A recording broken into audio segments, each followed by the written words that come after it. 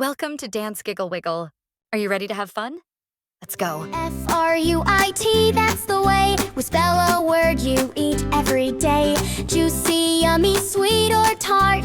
Spelling fur is a spelling start. F-R-U-I-T, hooray! Not spelled fruit, no, no way. Fruit is healthy, fresh, and neat. Spelling fruit is such a treat. F is for fresh.